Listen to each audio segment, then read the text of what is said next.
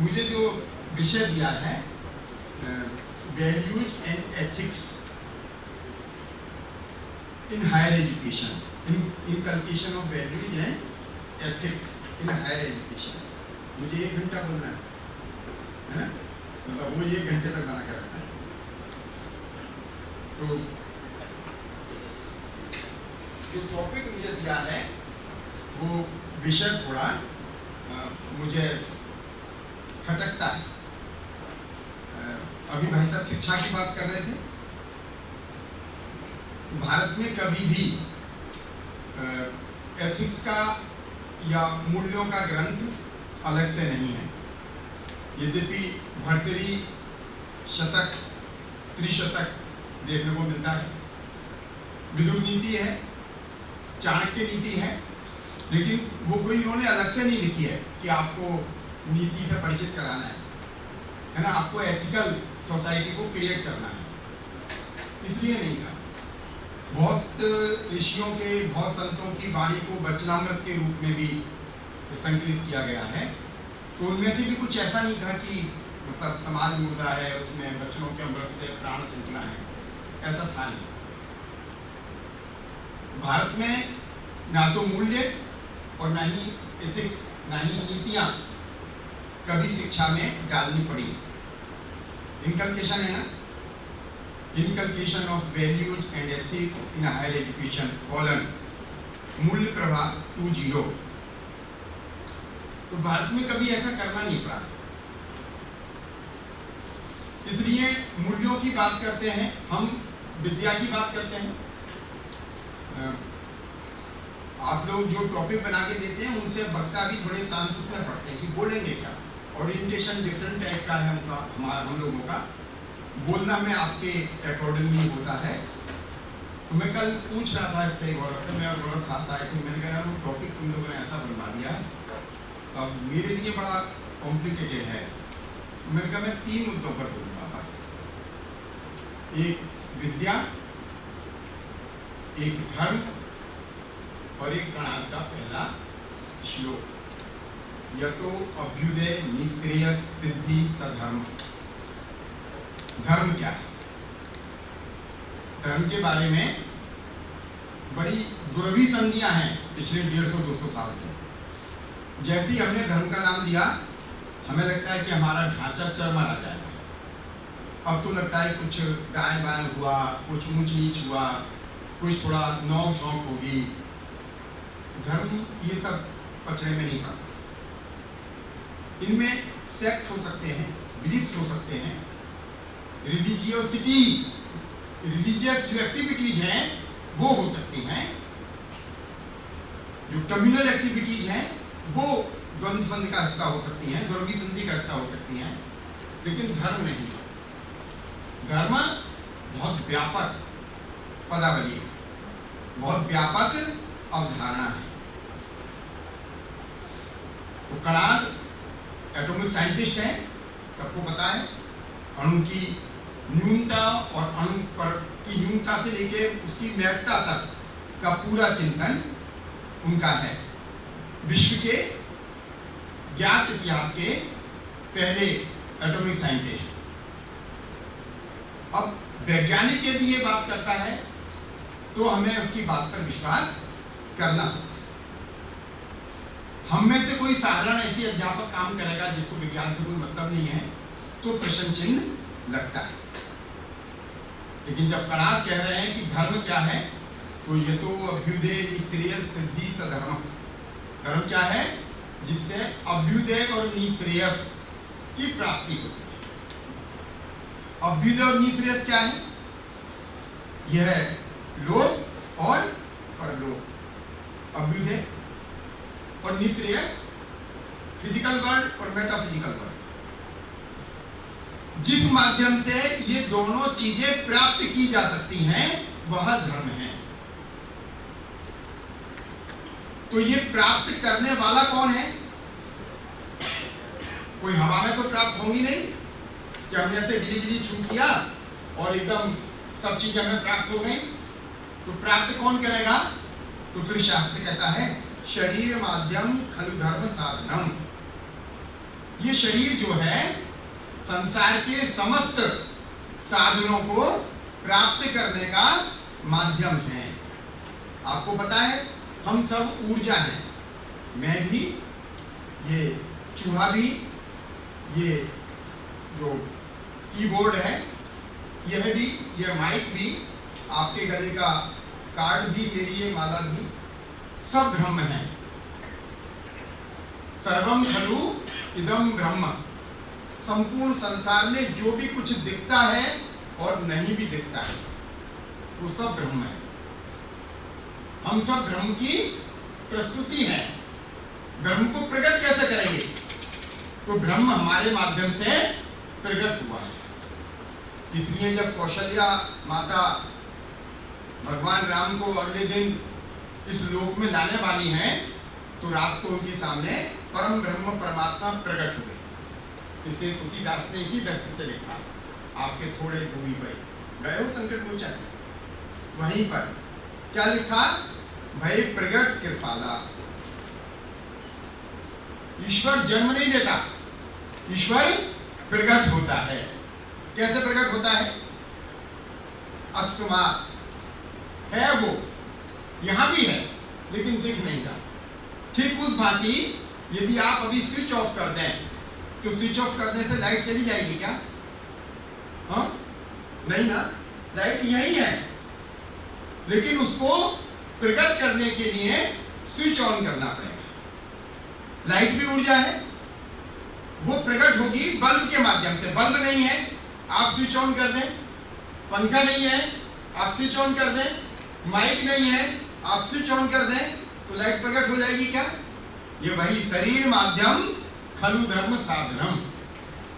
बिजली की उपस्थिति का माध्यम है बल्ब, पंखा, यह माइक, यह कंप्यूटर, ये सारी इलेक्ट्रॉनिक डिवाइसेस। इसलिए शास्त्र कहता है शरीर माध्यम खलु धर्म साधनम। इस शरीर की इसलिए रक्षा करनी चाहिए क्योंकि यह सभी साधनों को प्राप्त करने का माध्यम है।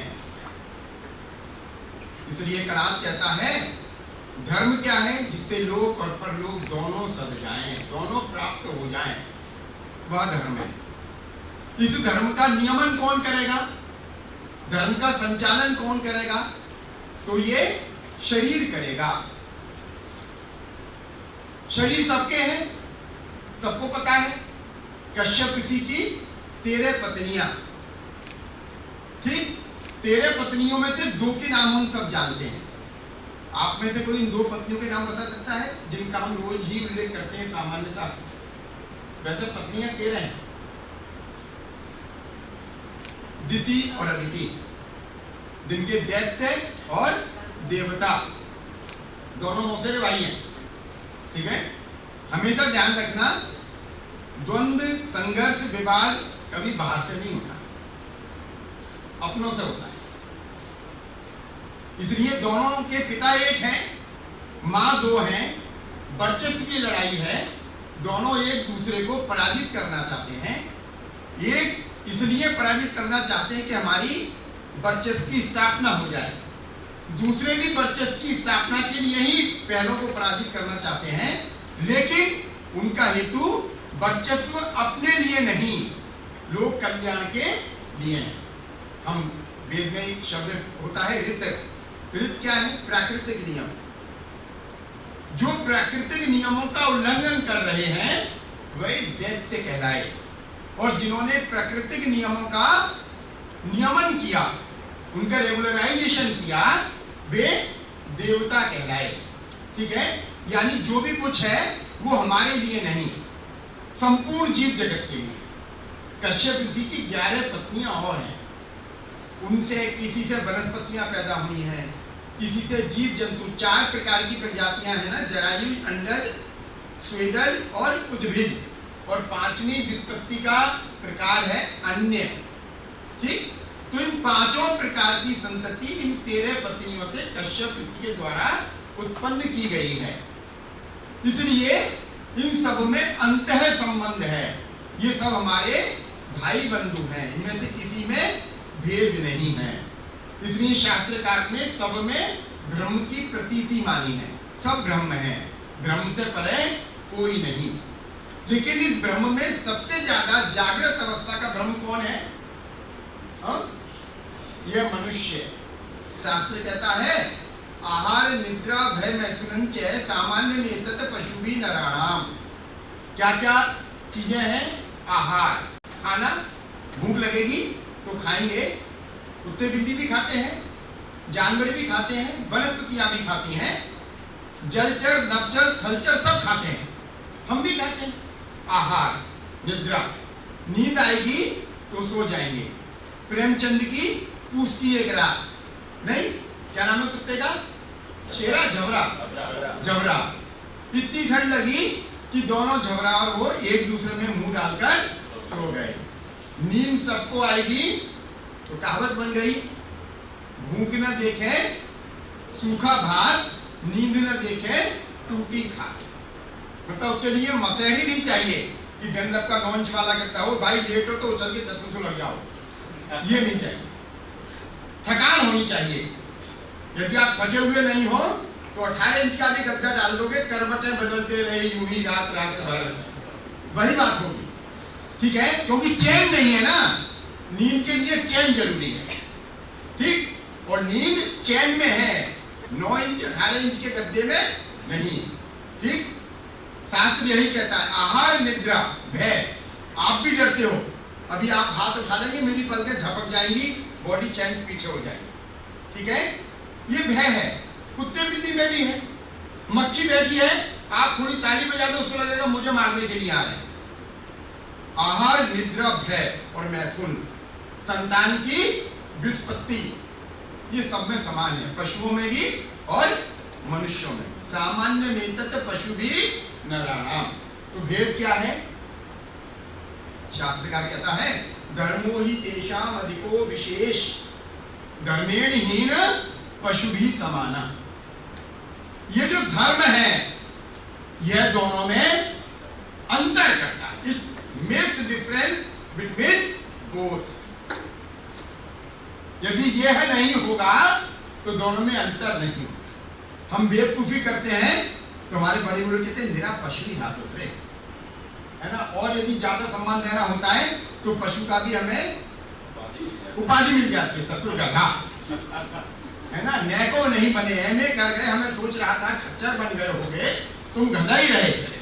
और ज्यादा सम्मान कहना हो तो गधे का गधा ही कह दिया लो। मतलब बिल्कुल पीढ़ी दर पीढ़ी ब्रांडी बना दिए हम।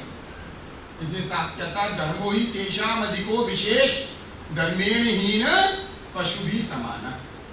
ये जो विवेक है, जो बुद्धि है, जो इनमें भेद करती है, वहां मनुष्य बनाती है आपको। और ये मनुष्य बनकर क्या करेगी? तो ये जीव जगत और ईश्वर का जो अंतर संबंध है उसकी यात्रा प्रारंभ करवाती है। जीव जगत और ईश्वर की प्रारंभ नहीं हुई यात्रा तो सब चीज बेमानी है। कुछ भी मिल जाए आपको कोई मतलब नहीं। इसलिए यह धर्म महत्वपूर्ण है। धर्म की समझ हमारे में आ जाए यह महत्वपूर्ण है। पश्चिम ने वैल्यूज पर बहुत सारे कैटेगरी तैयार कर दी हैं। यह भी वैल्यू है, ये अच्छा, उनकी वैल्यू हर साल नहीं आ जाती है। कभी झूठ बोलना वैल्यू हो जाता है, कभी झूठ को सेमी झूठ में कन्वर्ट करना वैल्यू हो जाता है। कभी कहते हैं कि आजकल हम झूठ को वैल्यू में से निकाल दिए हैं, है ना, हम सच पर, इसलिए उन्होंने कह दिया honesty is the best policy. जब तक लाभ मिलेगा तब तक हम ऑनेस्ट रहेंगे। हिंदुस्तान में व्यापार करने के लिए राजाओं से जमीनें चाहिए थी, उनसे एग्रीमेंट चाहिए थे, तो ईमानदार थे, ऐसे खड़े होते थे। सर थॉमस रो का मेमोर पढ़िए 1614 का, ऐसे खड़ा है, बिल्कुल दीनहीन। और बाद में जब 1757 प्लासी युद्ध हो गया तो इसी इलाहाबाद के किले में आकर वो डॉक्टर साहब की तरह बैठे हैं और हमारे राजा ऐसे। अब ऑनेस्टी बेस्ट पॉलिसी नहीं रही। ऑनेस्टी से जितना मार्ग तय किया जाना था वह कर लिया। अब प्रपंच बेस्ट पॉलिसी हो गया।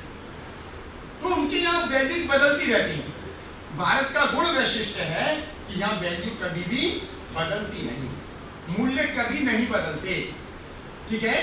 मूल्य संवर्धित होते रहते हैं, ठीक, और स्टैंडर्ड हो जाएंगे। भाई साहब ने अभी कहा आपकी अवधारणा मजबूत हो जाती है। अब मैं इस उम्र पर आकर कह सकता हूं कि भाई साहब सत्य से परे कोई ताकत नहीं है, सत्य से परे कोई धर्म नहीं है, सत्य ही सब कुछ है, इससे परे कुछ नहीं। इसलिए शास्त्रकारों ने कह दिया सच्चिद आनंद। ईश्वर क्या है? सच्चिदानंद है, ठीक है। जो सत्य भी है, सत्य है, चित्त है, और जिससे आनंद की प्राप्ति होती है, ईश्वर वहां है।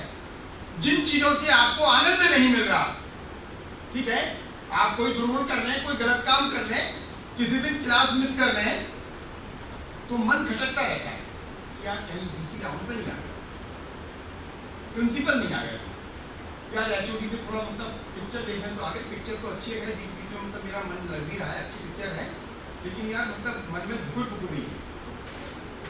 क्यों? क्योंकि कुछ गलत हो गया। इसलिए पता है वो बार बार आपको अंदर से कचोट रहा है। किसी की संपत्ति हम कब्जा कर लें, कब्जा कर लेंगे, ठीक है, अच्छी बात है, लेकिन मन में कई चीज खटकती है। कई बार हमें समझ में नहीं आता कि हम परेशान क्यों हैं, हमें बिल्कुल नहीं समझ में आता। मैं कई बार कहता हूं कि हमें देखना चाहिए, हमें रात में कई बार नींद नहीं आती, पेडिलियों में हड़कल हो गई, गड़बड़ बदल रहे हैं। गड़बड़ बदलने के बहुत सारे कारण होते हैं। कारण वो भी है जो मैंने थोड़ी देर पहले बताया, मतलब वो एक उम्र पर अच्छा लगता है वो कारण, लेकिन जैसे जैसे उम्र बढ़ती है तो गड़बड़ बदलने के कारण भी बदलते चले जाते हैं, और उन कारणों के बदलने के कारण हमारे मन का चैन खो जाता है। मन का चैन खो जाता है, परेशान, समझ में नहीं आता कि ऐसा हो क्यों रहा है। मैं बार बार कहता हूं कि भारतीय परंपरा में इतना गजब का सिस्टम है, बिल्कुल हर चीज इंटररिलेटेड है। हितोपदेश में लिखते हैं विद्या का परिभाषा क्या है, डेफिनेशन ऑफ विद्या, तो 5 स्टेप्स हैं।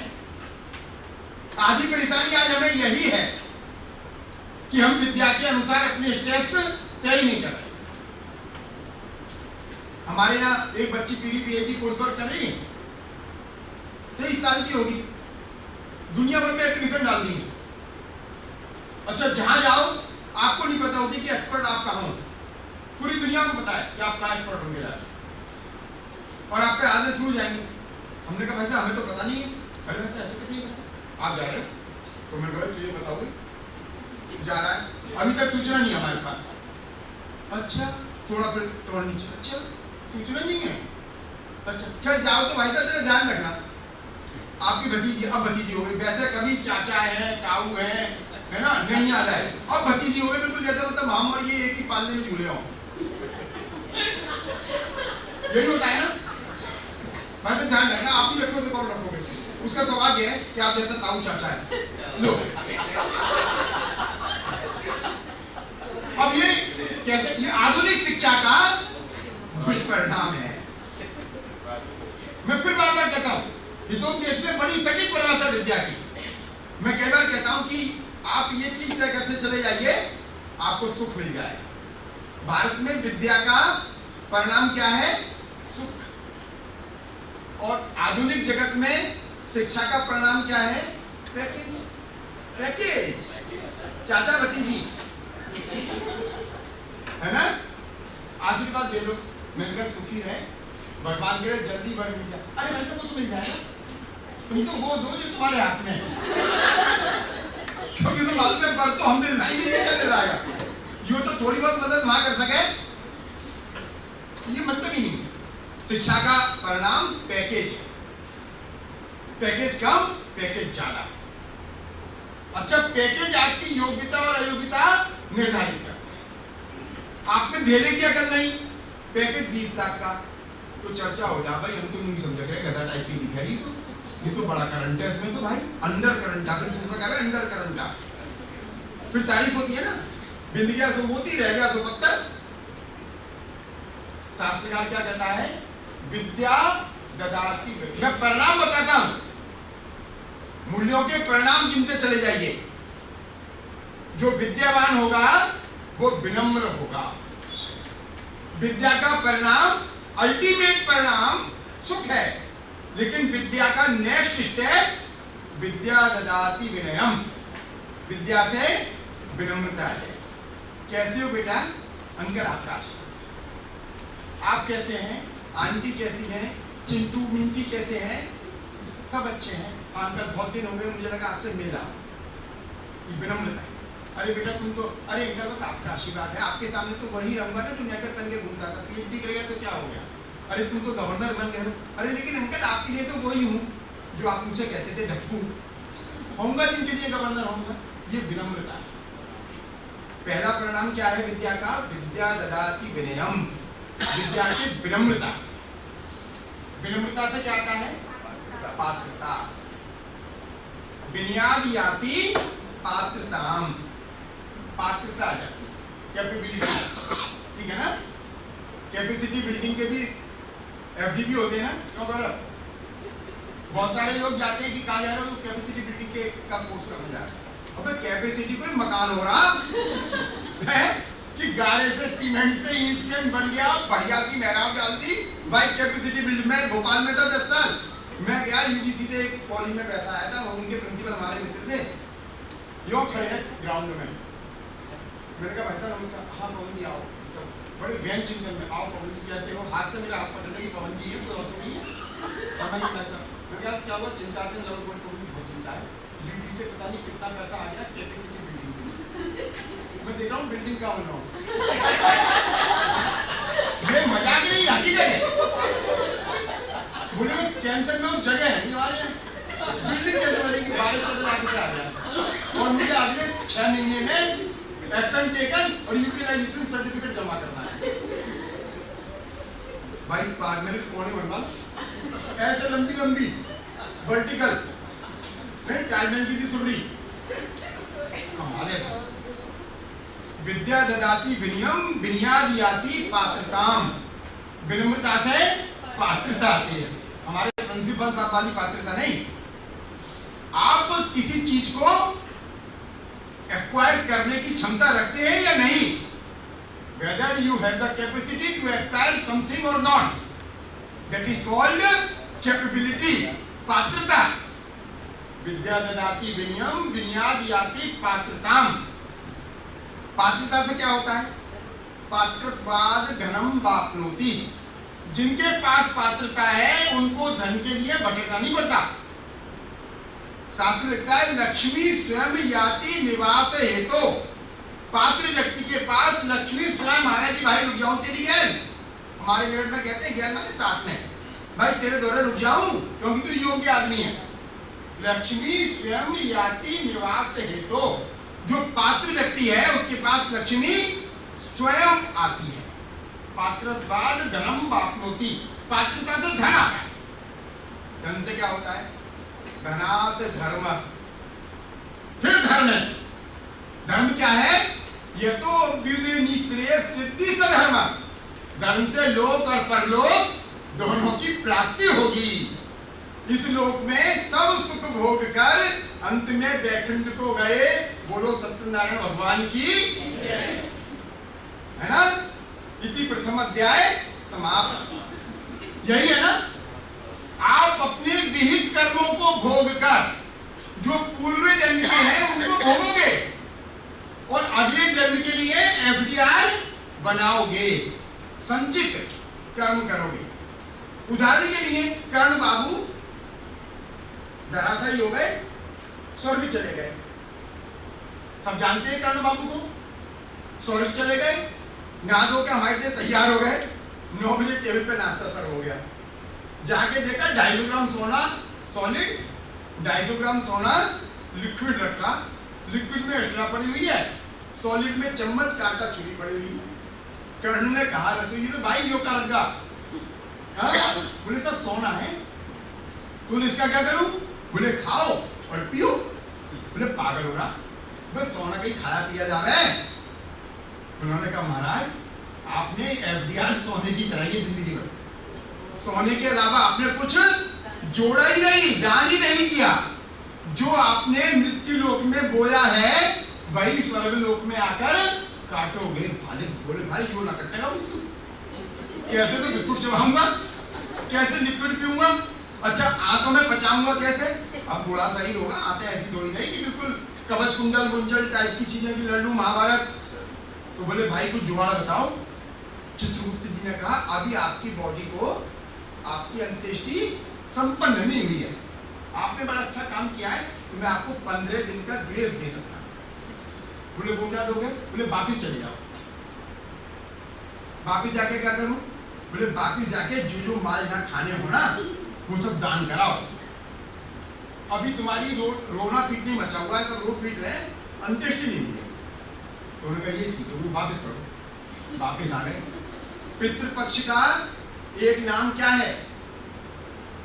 हाँ, पितृपक्ष होता है ना, अभी आएगा, उसका एक नाम क्या है? हम देसी भाषा में कहते हैं कनागर। कहावत है आए कनागर फूली डांस बामन हुले नोनो हार। नहीं, कनागर यानी कर्ण आगता, कर्ण वापस लौट कर आए, ठीक है। और बुलंदशहर जिले में गंगा नदी के किनारे एक जगह है, उसका नाम है कर्णवास। देखिए नाम सुना है।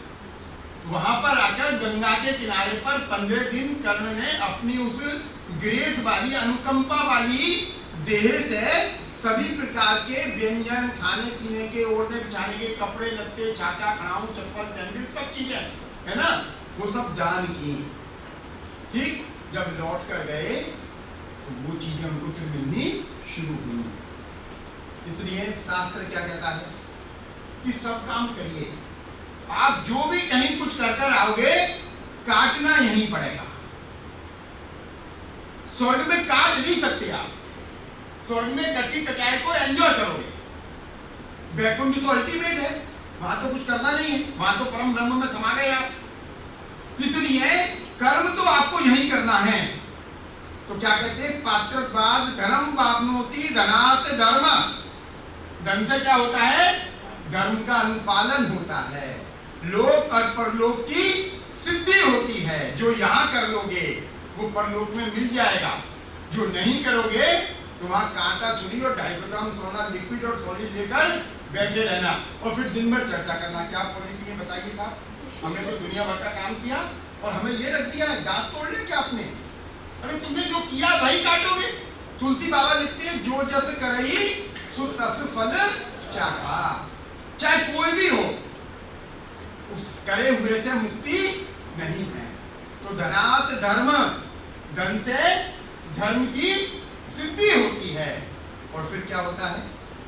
धर्म पूरा हो जाए, धनात् धर्म ततः तो सुख की प्राप्ति। अच्छी क्लास ले लें तो पैर जमीन पे नहीं पड़ते। नहीं भाई, वो गाना तो हो जाए आज मेरे जमीन पे नहीं पड़ते कदम। क्लास में से जब मैं भर्ती हुआ था 1992 से पढ़ा रहा हूँ, 20 फरवरी को पहली क्लास दी मैंने, बीए फर्स्ट ईयर, दोनों सेक्शन की। नया मास्टर से आया, भी देख रहे हैं जलूसा निकालेंगे इसका आज। तो 150-200 बच्चे, 2 सेक्शन से दोनों भर गए।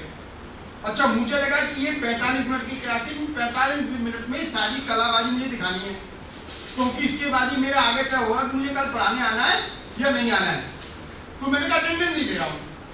बच्चों को भी यही लग रहा था कि आज इसका मूल्यांकन कर जाएंगे कि पढ़ाने योग्य है या नहीं। मैंने जो 45 मिनट पढ़ाया तो मुझे लगा कि मैं अपने हिसाब से तो पास हो गया। बच्चों के चेहरे भी बता रहे थे कि क्वालिफाई तो कर दिया मैंने, सेमीफाइनल तो तैने कर लिया, फाइनल भी प्रिंसिपल तय करेगा कि तुझे पढ़ाना है नहीं पढ़ाना है। जब हम धर्म का अच्छे प्रकार से निर्वहन कर लेते हैं तो हमें आंतरिक सुख मिलता है, ठीक है। और फिर हमें करवटें नहीं बदलनी पड़ती, जहां चाहे बैठे बैठे वहीं सो जाए।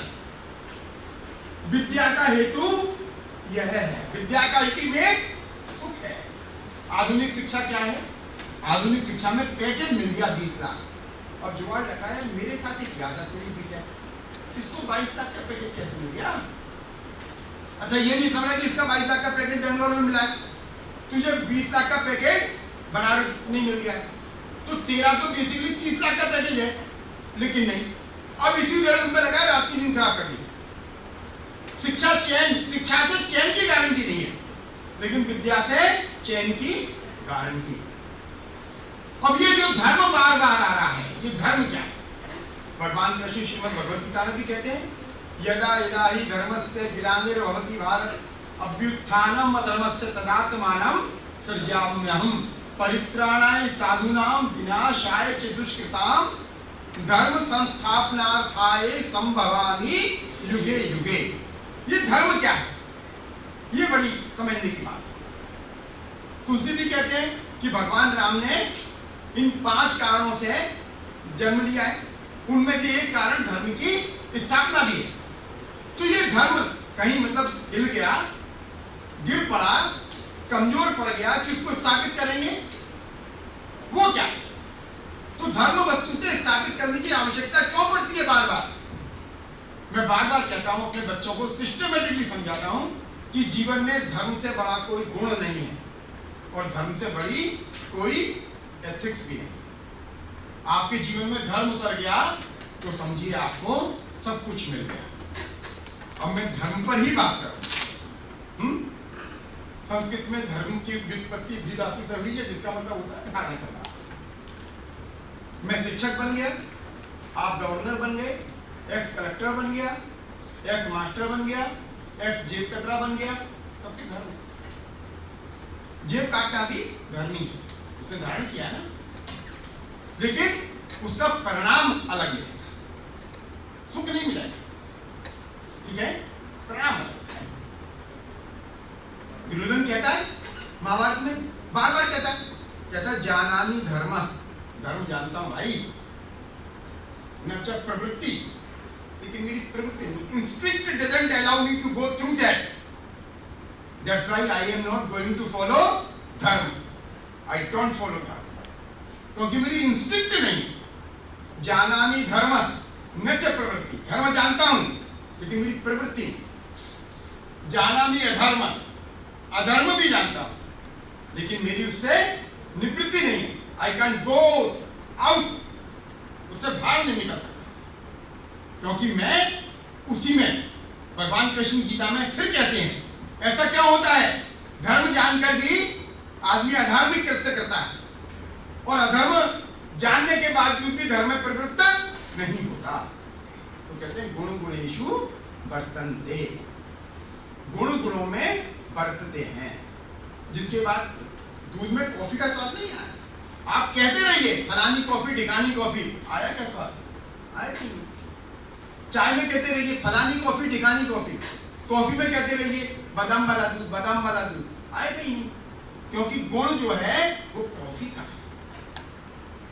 गुण गुणेषु वर्तन्ते, गुण तो गुणों में बरतते हैं, इसलिए जो तमोगुणी है वो तमोगुण में बरतेगा, जो रजोगुणी है वो रजोगुण में बरतेगा, और जो सतोगुणी है वो सतोगुण में बरतेगा। दुर्योधन तमोगुणी है, इसलिए कहता है कि धर्म जानता हूं, क्योंकि पढ़ा तो एक ही टीचर से है ना। हम 100 बच्चों को पढ़ाते हैं क्लास में, उनमें से एक चौथ वसूलता है, दूसरा लोक कल्याण के लिए अपनी आंखें आते पीते सब दान कर देता है, दूसरा आते पीते तुम्हारी निकाल के बेच देता है विदेश में। क्यों? क्योंकि गुण है, उसका गुण ही है। बबूल का पेड़ होगा, बीज होगा तो आम थोड़ी लगेगा, बबूल ही उगेगा, गुण है। इसलिए वो कहते हैं भगवान कृष्ण अर्जुन गुण गुणों में बरतते हैं। ठीक है, और वो सब कुछ मेरी माया से नियमित होता है, संचालित होता है।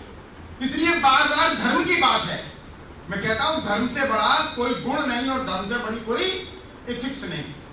हिंदुस्तान में धर्म की बात करते रहो, सारे गुण और सारे एथिक्स उसमें इनकलकेट हो गए।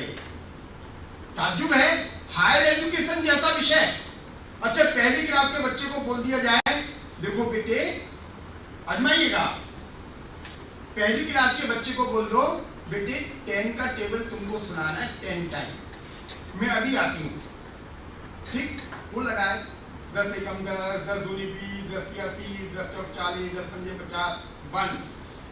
फिर गिन जाए, आप लौट कर आई तो वो 7 बार पढ़ चुका है, आपकी आंखों में आंसू आ गए। एमए के बच्चे को बोल के जाओ कि देखो बेटा मैं तुम्हें बीसी से तुम्हें पुरस्कार दिलवाऊंगी, मैं अभी आती हूँ 10 मिनट के लिए, बीसी साहब ने बुलाया है। ठीक, तुम 100 बार प्लेटो प्लेटो बोलो, जब तक आप कॉरिडोर में तब तक जोर से चिल्लाए प्लेटो 1, प्लेटो 2, प्लेटो 3, प्लेट जा देकर कहीं मैडम मैं शांत। फिर आप आई, फिर प्लेटो 98, प्लेटो 99, प्लेटो 100। वाह, यही होता है। पहली क्लास के बच्चे पर पूरी क्लास में 60 बच्चे हैं, इन्विजिलेटर कितने होते हैं? कितने होते हैं? एक। और एक भी स्टार्टर रूम नहीं है, नहीं। मोबाइल पर अपने कुत्ते बिल्ली की फोटो देख रही है ना, मूंगफली खा रही है, और एक बार कहता है चुप, काम करो अपना पूरा, धूप में खड़ा कर दूंगी, बच्चा भयभीत हो गया। एमए के बच्चे में, एमए की क्लास में बच्चे 21, इन्विजिलेटर कितने? 2 और 2 और 1 रिलीवर, 2 और 1 रिलीवर, और 2 पे भी जेब से निकाल के उसने रख दिया हथियार। मैडम को और कमजोर सर को पसीना आ गया। वो तीसरा और बुला लाया दबंग साहब जो उसको जानता है, उसके समाज का। उसने कहा ये क्या भाई? कुछ ही मात्र थोड़ा सा लाइसेंस बनवाने जाना था, पापा ने कहा तू ही ले जा। मैंने कहा ठीक है मैं ले जाता हूँ। जेब में थोड़ा कोड़क रहा था, मैंने निकाल के यहाँ पर रख दिया। ये अभी पता कि क्यों कोड़क रहा था, और यहाँ निकाल के और क्यों रखा है? वो तेरे बाप का लाइसेंस है, बनवाएगा तू। लेकिन क्या है, क्योंकि नीति नीति हमने उसको सिखाई नहीं है। उसने हमको भी ऐसे ही देखा। हम भी क्लास के समय प्रिंसिपल से मिलने जाते हैं, 9 से 10 क्लास है, बच्चों से कहते हैं अरे तुम जरा होमवर्क करो, प्रिंसिपल साहब ने बुलाया 10 बजे, क्लास नहीं लेनी पड़े, ड्यूटी लग जाए, चुनाव में लग जाए, जनगणना में लग जाए, पेड़ गिनने में लग जाए, इस बार लीची कितनी हुई है उसमें गिनती लग जाए हमारी, ठीक है ना? कितने ट्रक जा रहे हैं काशी विश्वनाथ की तरफ ईंटें लेकर, ये गिनने शाम तक। इस ड्यूटी लगने के लिए हमारे जो मित्र है प्रशासनिक अधिकारी, उनसे जुगाड़ लगवा रहे हैं, क्या जरा ड्यूटी लगा देना, क्लास नहीं लेनी पड़ेगी।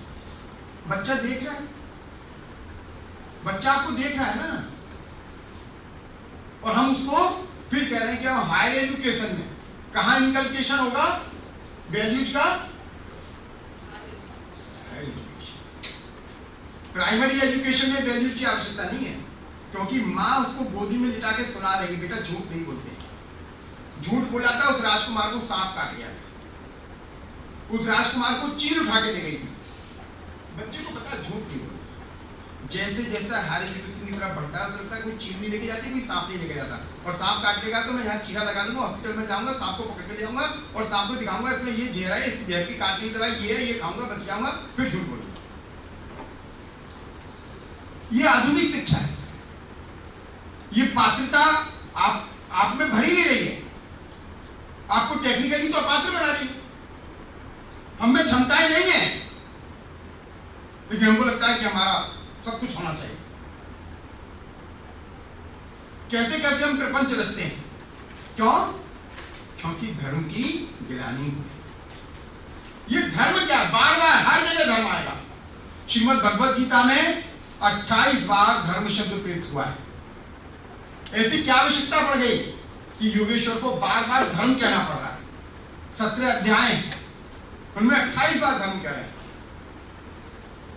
तो धर्म की गिलानी कैसे होती है? तो धर्म के 10 लक्षण हैं, ठीक है? सबने सुना होगा वो श्लोक, मानव धर्मशास्त्र लिखता है और याज्ञवल्क्य भी लिखते हैं। धृति, क्षमा, दमस्तेयम, शौचम, इंद्रिय निग्रह, धीर, विद्या, सत्यम, अक्रोध, दशकम धर्म लक्षणम। धर्म क्या है? धर्म के 10 लक्षण। धर्म मंदिर जाना नहीं है, ये जो मैं लगा रखा है ये धर्म नहीं है, इसमें मेरी व्यक्तिगत मान्यता है। मैंने माला चढ़ाई, ये भी धर्म है।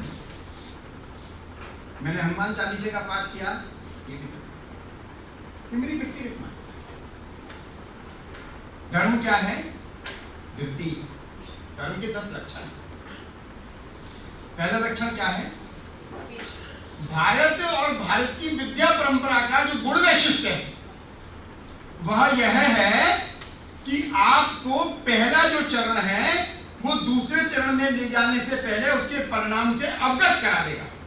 गणित के सवाल में तो गणित जानता नहीं, ये गौरव साइंस का आदमी है ना, ये लोग गणित जानते हैं, आप में से बहुत सारे लोग गणित जानते होंगे।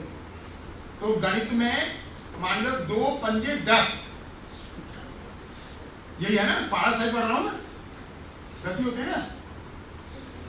अब यदि आपको चेक करना है तो क्या करना पड़ेगा कि ये 2 का ही पढ़ा है, जो उत्तर निकला है उत्तर को उल्टा करके यात्रा शुरू कर दीजिए तो मूल में पहुंच जाएंगे, यही होगा ना। 2 पंजे 10, तो 10 को 5 से भाग दे दीजिए तो आप बता देंगे भाई लगता है ये 2 का पढ़ा है। कैसे पता कि मैं उल्टा चला ना, ऐसी गणित में टेस्ट करते थे ना, वही गौरव उत्तर से शुरू करते थे फिर यात्रा, तो प्रश्न तक पहुंच जाते थे, और प्रश्न से शुरू करोगे यात्रा तो उत्तर तक आ जाओगे। भारत की विद्या व्यवस्था का सबसे बड़ा वैशिष्ट्य है कि अल्टीमेट परिणाम तत्काल मिलता है और उनका अंतर संबंध है। धर्म क्या है? धर्म के 10 लक्षण है। पहला लक्षण क्या है? पहला गुण क्या है? धृति। धृति माने धैर्य। धैर्य का परिणाम क्या होगा? धृति का परिणाम क्षमा होगा। यदि आप धैर्यशाली नहीं है, अधैर्य है आपके अंदर, तो आप क्षमा नहीं होंगे। ठीक, बच्चे क्लास में भागा दौड़ी कर रहे हैं, आप कॉरिडोर से भाग के आए, आप में धैर्य नहीं है, आप देखे साथ ही पूरी क्लास को आपने 1 हफ्ते के लिए सस्पेंड कर दिया और खुद चले गए छुट्टी पे। मालिक को पूछा ही नहीं, पता पड़ी क्लासरूम में सांप घुस आया था, चिंटी के पैर पे लिपट गया था, चिंटी को बचाने के चक्कर में पूरी क्लास हाय हाय कर रही थी, क्या करे? कोई कहता चिंटी हिलना नहीं, कोई कहता चिंटी सीधी खड़े रहो, कोई कहता चिंटू ऐसी जगह जैसे मुर्दा हो। अरे मुर्दा तो सांप थोड़ी देर में खुद ही बना देगा। मां साहब ने पूछा ही नहीं चल रहा क्यों मच रहा है। धैर्य नहीं है ना, धैर्य नहीं था इसलिए क्षमा नहीं। धैर्य होता तो विषय को समझते, क्षमा कर देते। धैर्य का अगला पड़ाव है क्षमा। धृति क्षमा। क्षमाशील है आप तो दम, इंद्रियों का दमन करना चाहिए। अगला परिणाम दमन है। सब प्रकार की कर्मेंद्रिय भी, ज्ञानेंद्रिया भी और मन। मन इन सबका नियंता है। छांदोग्योपनिषद बड़ी मजेदार बात कहता है। वो कहता है जब मन सहित 5 ज्ञानेंद्रियां ठहरी हुई हो। मैं बार बार कहता हूं भारतीय परंपरा में हर चीज उल्टी है। जब मन सहित 5 ज्ञानेंद्रियां ठहरी हुई हो। इंद्रियों को कौन चलाता है? मन। मन बहुत बदमाश है, ठीक है। शांति विषयता जब मन सहित, मन तो पहले, मन के साथ 5 ज्ञानेंद्रियां, और फिर कांड क्या करती है? बुद्धि। मन सहित 5 ज्ञानेंद्रियां ठहरी हुई हो और बुद्धि भी चेष्टा रहित हो, एफर्टलेस, गुंतारे नहीं कर रही हो कि अच्छा ऐसे पूछेंगे तो ये बता दूंगा, ऐसे पूछेंगे तो ये बता दूंगा। हो सकता है नहीं भी पूछे तो मैं चुप भी रहूंगा। पहले कर रही है गुणा भाग, तो कह रहे हैं मन सहित 5 ज्ञानेंद्रियां ठहरी हुई हो और बुद्धि भी चेष्टा रहित हो। उसका नाम क्या है? परम गति। सब कुछ ठहरा हुआ है और नाम क्या ले रहे हैं? परम गति। और जब सब कुछ चल रहा है, जब सब कुछ चल रहा है, उसको क्या कहते हैं? जिंदगी जैसे ठहर गई। हवाई जहाज की यात्रा करते हैं, एक सर्टेन हाइट के बाद जाकर हवाई जहाज लगता ही नहीं चल रहा है। 1000 किलोमीटर की स्पीड है, लगता नहीं चल रहा है। नीचे भी गर्दन जो खड़े, बिल्कुल जो लग रहा है आपके ऊपर ही जा रहा है, लगता नहीं। 2000 की गति पे जाएगा। रॉकेट को देखिए, रॉकेट जाता है, बचपन से देखते थे ऐसे ही, लगता था ऐसे ही सीधे जा रहा है। ये वही है, जब परम गति है तो ठहराव है, और जब ठहराव है तो परम गति है। इसलिए वो कहते हैं मन का नियमन होना चाहिए। मन का नियमन होगा तो आप सब चीजों का दमन कर पाएंगे। पहले धृति क्षमा दम, आपने इंद्रियों को बस में कर लिया तो अस्तेय, ये चीज मुझे मिल जाए, ज्यादा हो जाए। आप देखिए जितने भी लोग सामान्य प्राणी हैं, यद्यपि शास्त्रकार कह रहा है धर्मो ही तेषाम अधिको विशेष, हमारे पास धर्म है, विवेक है, बुद्धि है, ये हमें पशुओं से भिन्न करती है, पशुओं से हमारा भेद करती है। लेकिन किसी पशु को देखा है कि कुत्ता रोटी ले जाके उठा के अपने घर में रखता है? नहीं ना। लड्डू अच्छा लग गया तो जुगाड़ में रखी, एक बार और पूछना सर, एक बार लीजिए पवन जी, एक लड्डू और ले लिया, फिर आत्मा तृप्ति नहीं हुई, फिर मन कर रहा कि यार एक बार, झूठे कोई कहते हैं, फिर जब नहीं कहते तो लगता है कि दो बच गया, क्या पापे जाएंगे, चलो मैं ही निपटा देता। कि मन अस्तेय, मन का नियमन नहीं हो रहा ना, इसलिए पजेसिव अप्रोच है हमारा, सब हम इकट्ठा करते हैं। अच्छी चीजें खा लें, अच्छी चीजें हमें मिल जाए, अच्छी चीजें हम ही भोग लें, अच्छी नौकरी है, योग्यता है या नहीं है, हम ही सब काम करें। चौथा गुण है अस्तेय, दमन होगा तो अस्तेय का स्वभाव आपका बन जाएगा। अस्तेय का स्वभाव कब बनेगा? जब ईश उपनिषद कहता है ईशवास्तम इदम सर्वम यत् किंचित जगत्याम जगत, सृष्टि के कण कण में ईश्वर व्याप्त है। उस ईश्वर की व्याप्ति को ध्यान में रखकर मुझे आचरण करना चाहिए। क्या आचरण करना चाहिए? तेन त्यक्तेन भुंजिता, त्याग पूर्वक भोग करना चाहिए। ये लड्डू जब मुझे इतना अच्छा लग रहा है तो इस अच्छी चीज का रसास्वादन और लोगों को भी करना चाहिए, क्योंकि उनमें भी वही ईश्वर विद्यमान है जो मेरे इस शरीर को संचालित करता है। यदि यह लड्डू उनको मिलेगा तो अल्टीमेट वो ईश्वर को ही मिलेगा जिनकी मैं उपासना करता हूं। तेन त्यक्तेन भुंजिता, मुझे त्याग पूर्वक भोग करना चाहिए। चौथा गुण अस्तेय, धृति क्षमा दम अस्तेयम। पांचवा गुण है शौचम, बाहर नहाते हैं फलाने शैम्पू से, ढिकाने शैम्पू से, उसके बाद कंडीशनर से, उसके बाद इत्र से, उसके बाद फुलेल से, नहीं, बढ़िया कपड़ा, बढ़िया पटका, ठीक, फिर बालों में भी वो लगाते हैं क्या चमकने वाली क्रीम टाइप की चीज, नहीं, फिर लगता है कि सही लग रहा हो, नहीं, 3 बार शीशे में कुछ थोड़ा हल्का, इधर से हल्का लग रहा हो, मन जाती साले को चक्का 4 बार फोन कराया ना, बताता हूं क्या होती है। हमारे साथी हैं, नए नए बने हैं, कुछ कहते हैं सर एंजॉय कर रहा हूं, पावर ऑफ। मैंने कहा भाई ज्यादा मत कर, कहीं भगवान एंजॉय करने लगा तेरी कसम तुझ सुविधा का नहीं मामला। जो तू कर रहा है एंजॉय तो नहीं कर जितना पची जा तुझे, क्योंकि भगवान को एक सीमा के बाद एंजॉयमेंट पसंद नहीं है। बाहर से साफ सुथरे, गोरे चिट्टे, ठीक है, मन काला, बिल्कुल उल्टे तवे से भी ज्यादा, आग उसकी लकड़ी हो रहा भाई, नहीं, उसको कोई साफ नहीं करता। शौचम, मैं बार बार कहता हूं, जिस दिन आपको दूसरे को कष्ट देने के बाद नींद नहीं आए, आपका खाना खाने का मन नहीं करे, आप करवट बदलने लगे, आपको पीड़ा होती रहे कि यार कुछ लगता है समथिंग लॉस्ट होगा, समझना आप अंदर से पवित्र होने लगे। जिस दिन आप अंदर से पवित्र होने लगोगे, बाहर इत्र फिल्म नहीं भी लगाओगे तो भी कोई बात नहीं। 5वां स्टेप है शौचम, ये गुण है।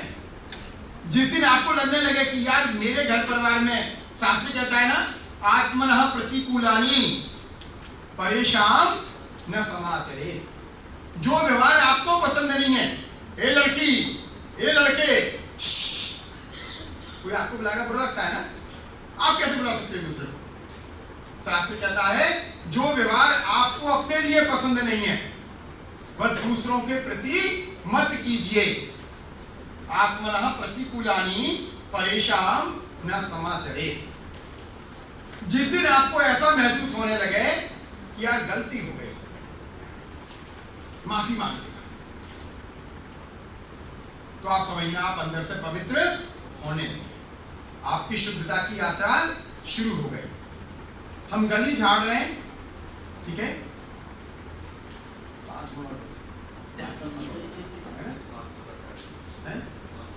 तो बता के जाऊंगा, पर्ची थोड़ी रख रहा हूं।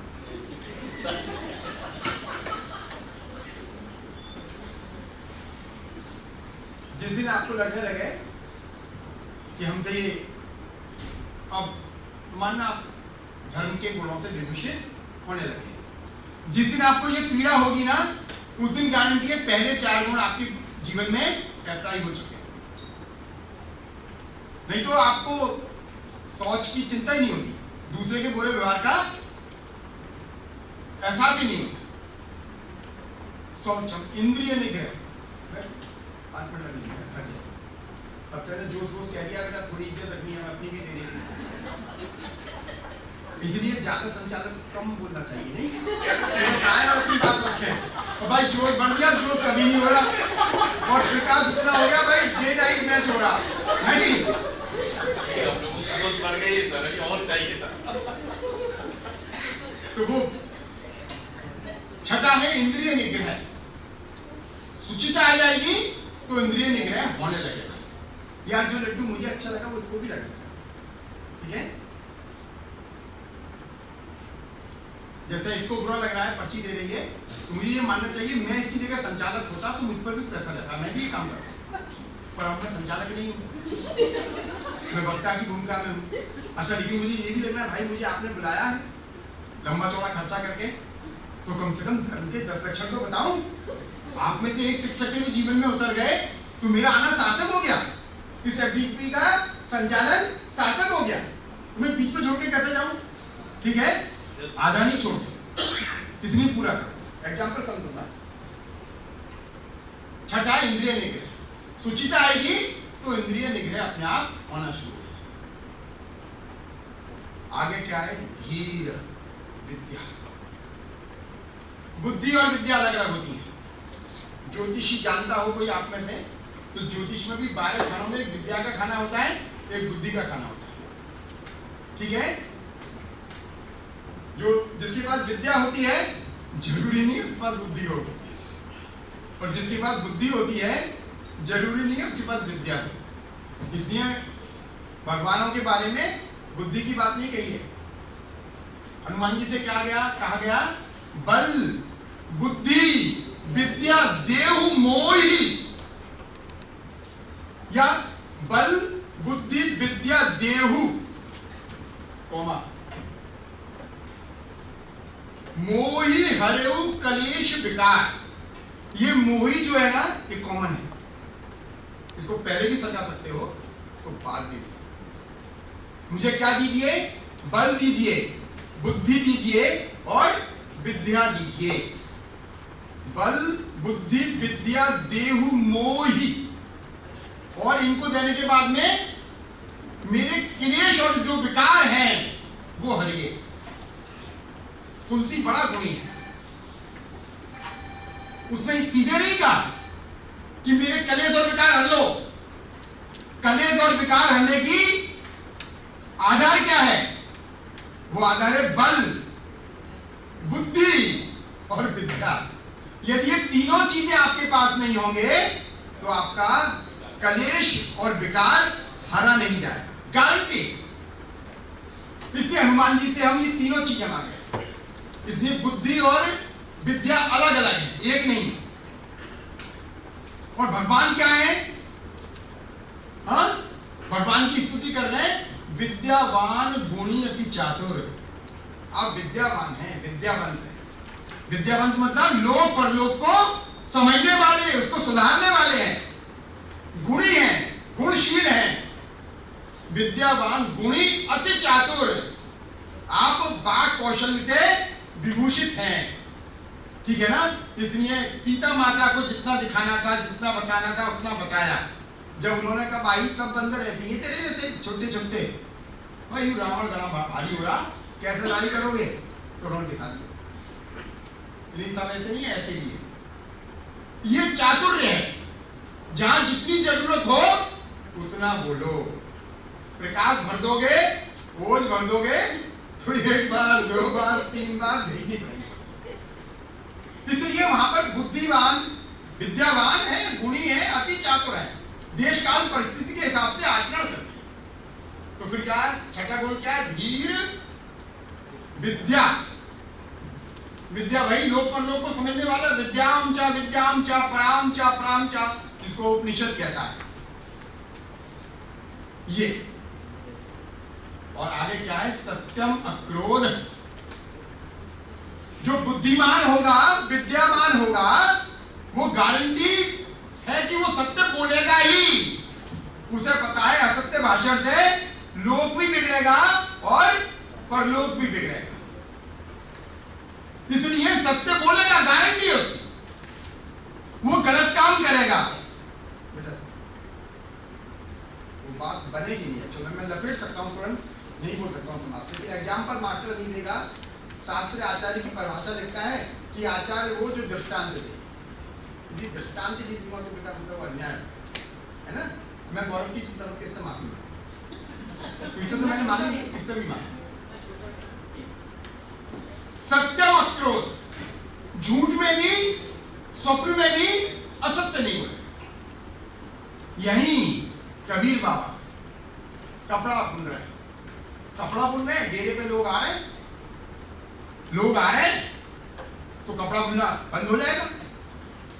कमाल जो है उसकी आते पीते फुक रही क्या नहीं, बुढ़ा रोज यही काम और ये फोकटी आते रहते हैं। अब दोपहर में करेंगे वो खाना खिलाओ, खाना खाने के बाद में फिर ये आराम करेंगे, फिर ये प्रवचन देगा, कपड़ा दे रहा और फलाने बनियों को कपड़ा भेजना है, ऑर्डर दे रखा है।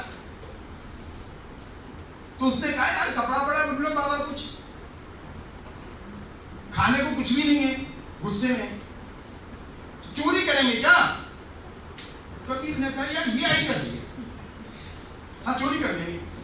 अब कमाल भी कैश में, उसने कहा याद रखना कल को खाने को कुछ भी नहीं है, आज चोरी करनी पड़ेगी। बोले हाँ यार कर लेंगे। जैसे मैं ऐसे कह रहा हूँ, बेटा जरा अपनी बात कहने दे, ऐसे कबीर कह रहा है, अच्छा जोश पड़ा रुकता नहीं है। कबीर भी आलोकित हो गया। कबीर कह रहा है चोरी कर लेंगे, परेशान मत होइए, जो चेले चपाटे आए इनको लोग बोलने से, समझाने से। और कमाल ने कहा क्योंकि कमाल भूल गया, कबीर को याद है। जब रात में डेरे में खा पी के भजन संध्या वंदन करके सब सो गए, चांद आधी रात का बिल्कुल सिर के ऊपर आ गया, कबीर सोया नहीं है क्योंकि चिंता है ना, चिंता आपको सोने ही थी। इसको पता था चोरी कर दी, टास्क असाइन हो गया था ना, होम असाइनमेंट।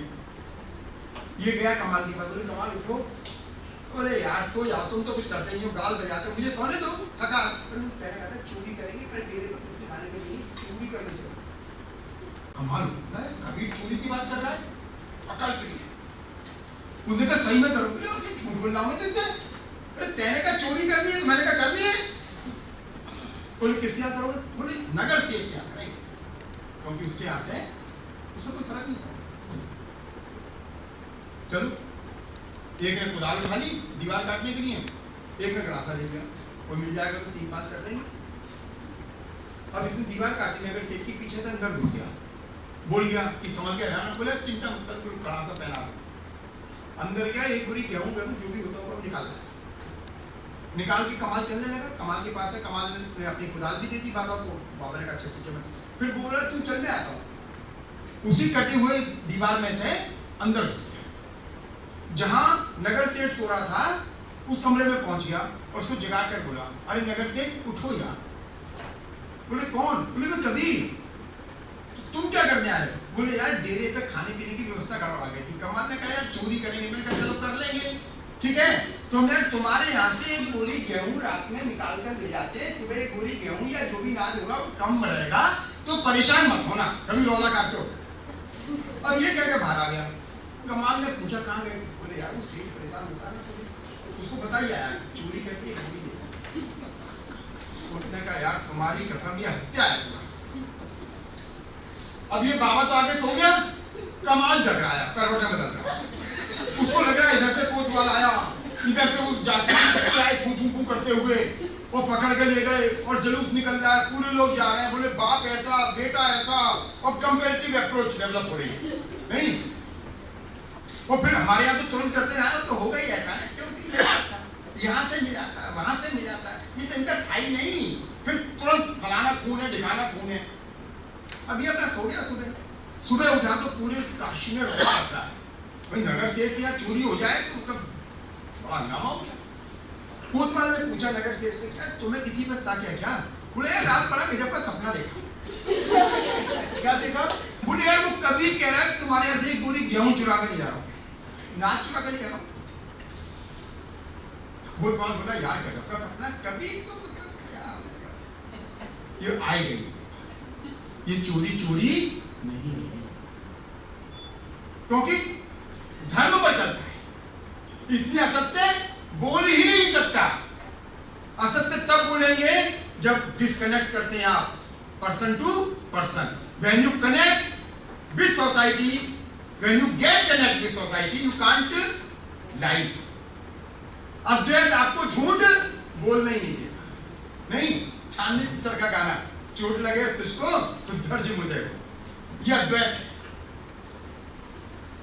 इसलिए सत्यम, और जब आप सत्य बोलोगे तो क्रोध विहीनता स्वाभाविक आएगी, ये गारंटी है। भगवान कृष्ण कहते हैं जब जब धर्म के ये लक्षण घटते चले जाएंगे, जिस मात्रा में घटते चले जाएंगे, तब तब मैं जन्म लूंगा, क्योंकि इन धर्म के लक्षणों को मुझे लोक में प्रतिष्ठापित करना है। कलयुग है, शिक्षा में एक भी लक्षण नहीं है, ठीक है। इसलिए धर्म संस्थापनार्थाय संभवामि युगे युगे, मुझे लगता है शायद इसलिए inculcation of values and ethics in higher education, क्योंकि धर्म की हानि हो रही है ना। धर्म की हानि होगी तो पाप बढ़ेगा, पाप का नियमन करना है तो धर्म संस्थापनार्थाय संभवामि युगे युगे, युग युग में भगवान को अवतार लेना होगा। आपने मुझे बुलाया, मुझे सुना, और कुशाग्री से विशेष क्षमा कि मेरे कहने के बावजूद मुझे पता है कि मन में अंदर किस प्रकार के शहर रसों में 3-4 रसों में कितना गठबंध कर रहे होंगे, तो मैं इससे ज़्यादा माफ़ी मांगता हूँ। मैंने 2-4-5 मिनट गौरव के लिए दिए, उससे भी माफ़ी मांगता हूँ, लेकिन मैं बोलता नहीं ये सब बातें, तो मुझे नींद नहीं आती है ना, वैसी रात नहीं सो पाया, तो मैं आज रात जागना नहीं चाहता, ऐसी मैंने